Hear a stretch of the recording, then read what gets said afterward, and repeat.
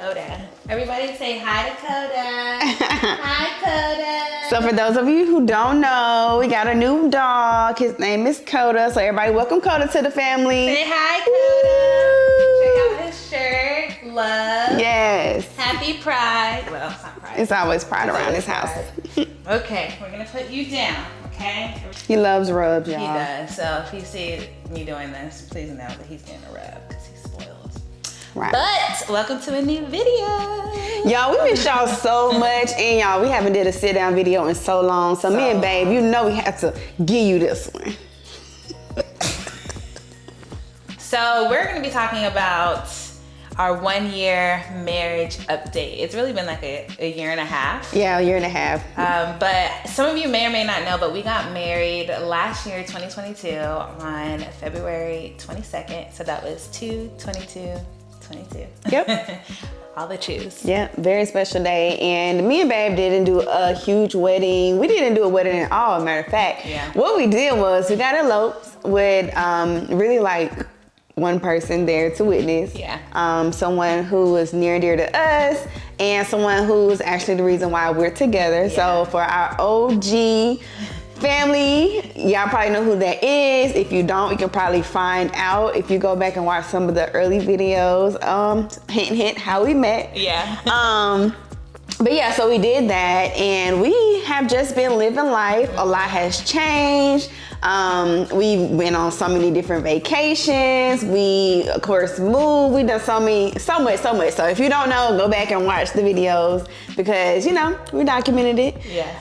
But today we just wanted to give you guys a year and a half, just marriage recap, what we've been up to, how's life, how's marriage, for those of you who are curious, interested in getting married to your partner, and, you know, just may want some advice or, you know, just want to be here for the conversation. So, but before we get started, make sure you subscribe. If you're not subscribed, It's free. It's free.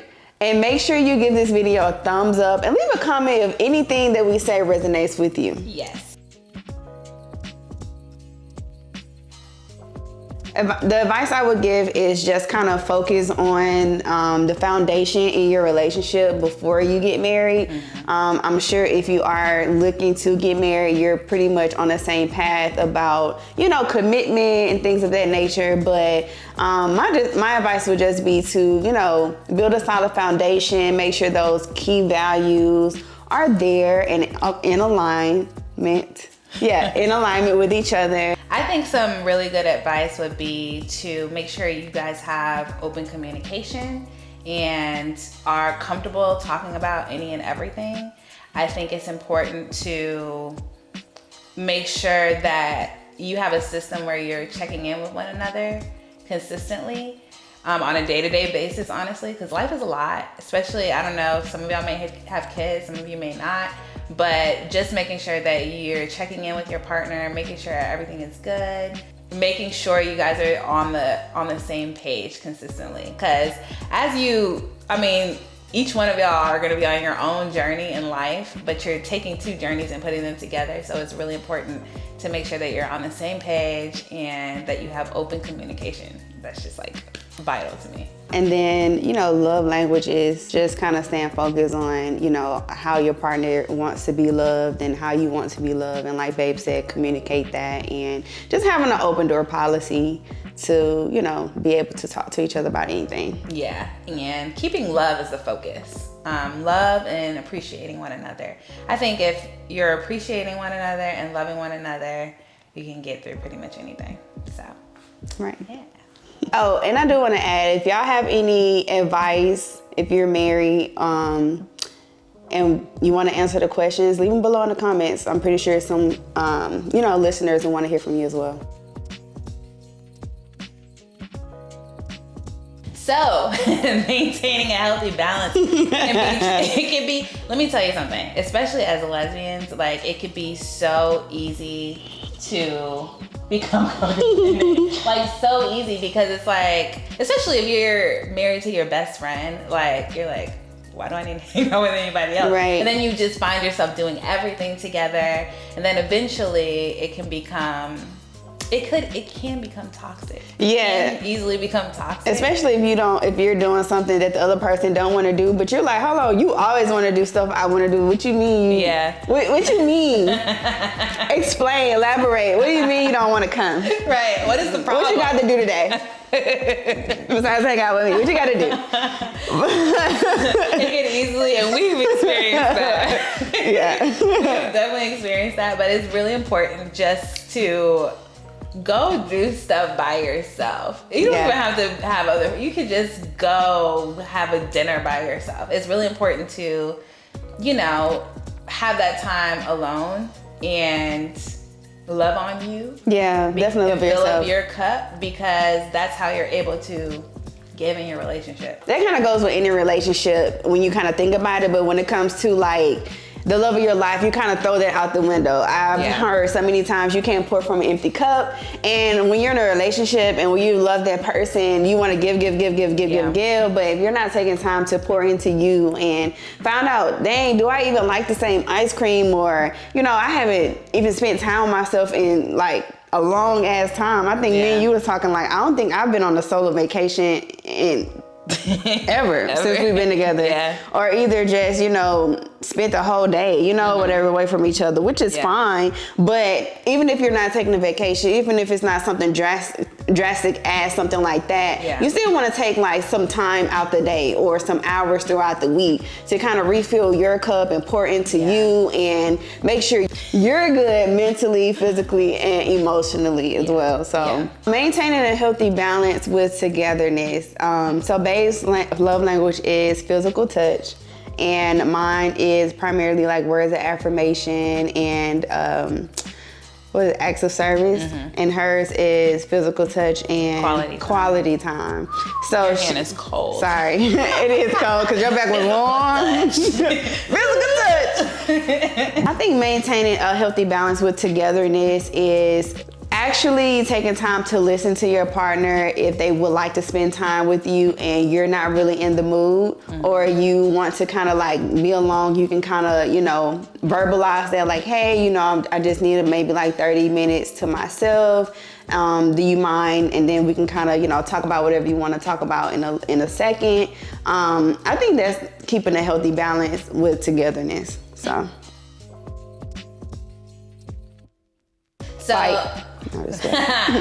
fight it out. Box it out in the street. In the middle of the street. Take your shirt off. Take your clothes off. And bang.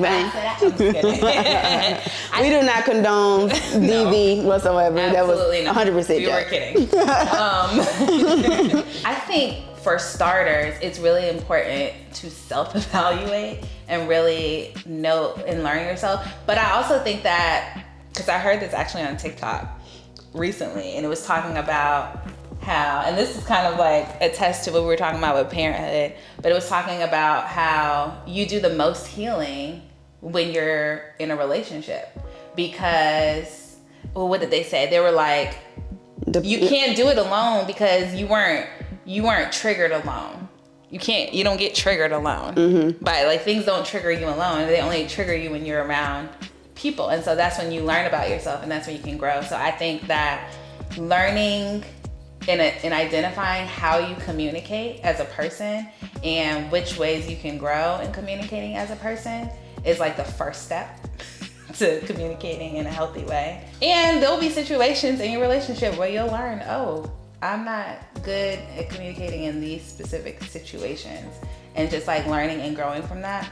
But as far as tips are concerned, I think once you identified the best way that you communicate, figuring out how to incorporate those ways within your relationship. I know for us, we started a journal. I know sometimes I'm not the best.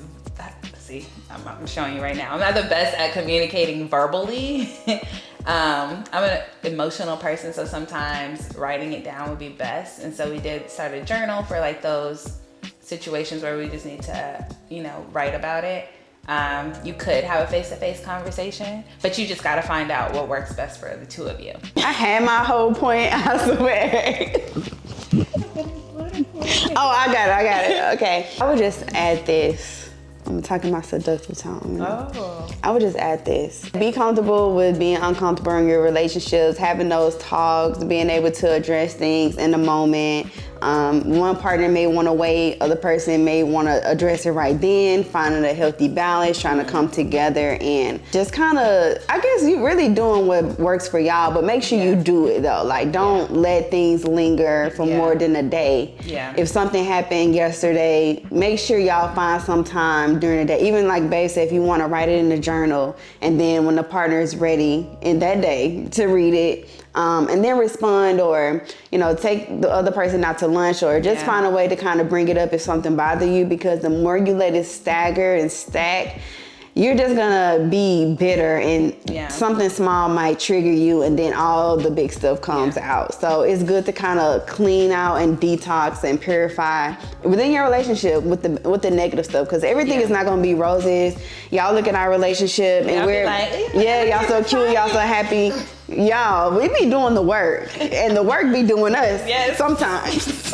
It be doing us. But at the end of the day, I love my baby, and I'm so happy that I married her, and I'm in this for the long haul. So whatever that looks like, even if I have to be emotional, I hate being in my emotions, so that really grinds my gears. But it takes that, and it takes growth, and it takes vulnerability. Yeah. And it takes not always being right. Yes. So, yeah. Yeah. And I think a perspective that I try to keep in my mind too is that tomorrow's not promised, the next hour is not promised, nothing is promised. And you have to really look at whatever the disagreement or the argument, whatever the conflict was, is it really that serious? Right. Like, is it really that serious? You know what I mean? Like, think about all of the possibilities that could happen, and how would you feel if you didn't resolve that with your partner? Like, you know what I mean? You would feel like, what the fuck? Right. So always keep that in the back of your mind. I always have this image in my head of, it was like a video or something. Videos, honey, yeah, videos. But it was a video, and it was about the Grim Reaper. Mm-hmm. And it was like, you found it? Well, I think it was on TikTok, but it wasn't like a visual of the Grim Reaper, but the person was talking about how it was like a scenario or a story in the Grim Reaper. It was pretty much saying to be grateful for what you have, because it could easily be snatched away from you. Mm-hmm. And that's who would do the snatching, the Grim Reaper. Right. It's like, be grateful for the people you have in your life that you might be taking for granted, or that you might, because you just never know. You never know. Literally, I hear stories every day. And you're just like, wow. Yep. So it don't even have to be morbid, honestly. I read something that said, temporary decision can bleed a permanent, choice. Yeah. Or consequence, you know. So appreciate the people that's in your life. If, don't be too stubborn and stuck in your ways. If you know that you're the person that's in the wrong, be okay with admitting that, because at the end of the day, y'all are on the same team, and y'all should have the same goal, so y'all not fighting each other. Yeah. Y'all are, in it to win it together. Yeah. So just keeping that in mind. Yeah.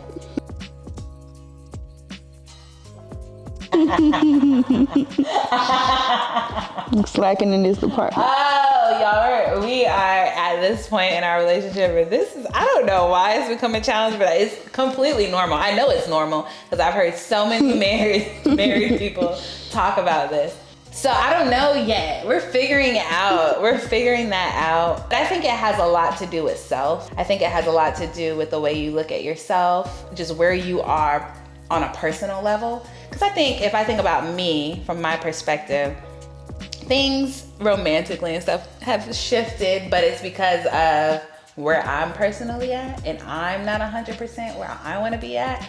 And so I think that has kind of bled over into that. So that's another reason why it's important to continue to pour into yourself, because then you have the energy, then you have that mindset to give to your partner. So I guess that's my advice. And then just on the other side of that, I think some advice would be to doing the stuff that you did in the beginning, like sending flowers, giving massages, running the bath water, fixing the dinners, you know, planning little cute stuff in the living room, playing, you know, stuff like that. I think all that will, you know, help rekindle and keep the relationship fun, spicy. Do some stuff y'all never did. Uncover the deep fantasies of your lover, you know. I turned it into a freaking XXX. Right. Yeah, because I'm here thinking like, you know, what's some good ideas, or you know, just doing. I think like taking a mini vacation or a staycation. Just the stuff you did to kind of get that person's attention. Yeah. Sending pictures, sending news. You know, surprise videoing, you know, because I sent her some pictures the other day and I was like, damn, I haven't sent her some pictures in a long time. Yeah. Just some, and it didn't have to be, it don't even have to be nothing like explicit. Just some thinking about you pictures. Even though, you know, you probably seen them all day the day before. It's just like, just that keep stuff it like you like. Dating. Exactly. Always keep be dating. Exactly. Always be dating. Stay dating. Stay dating. Well, I'll answer that. I'll start off. For one, trust is everything. Yeah. And I think trust just kind of builds into. For one, I think when you decide to get married, I just kind of thought about that ahead of time. Like, is this really the person that I really want to be with? Yeah. I'm not just. I kind of already knew kind of what I wanted for my marriage and what I, you know, would have hoped to get from my marriage. So I think like trust is definitely key. Keeping that line of everything really goes back to communication and self-love. So keeping the communication open and loving yourself, continuing to pour into yourself, and just rekindling that foundation that you set in the beginning. Yeah, and I mean, I agree. I feel like, honestly, I feel like if you don't trust the person you're with, you shouldn't be marrying them. Even if you have just the smallest little inkling. I don't know if don't do it. Don't do it. You need to 100% know that you can trust your person. Right. And the way you know if you can trust a person is consistency. Yeah. Like, are they consistent with how they treat you, their love, you know? Because honestly, it's missing the red flags. Like, if you're like avoiding the red flags, then it's gonna come back to bite you. So at least address the red flags. Like, if you have any concern, like you want to talk about it in the beginning or the forefront before you say I do. So then you won't have to be saying, I don't no more. But also treat your partner like your best friend. Like, the way you would treat your bestie.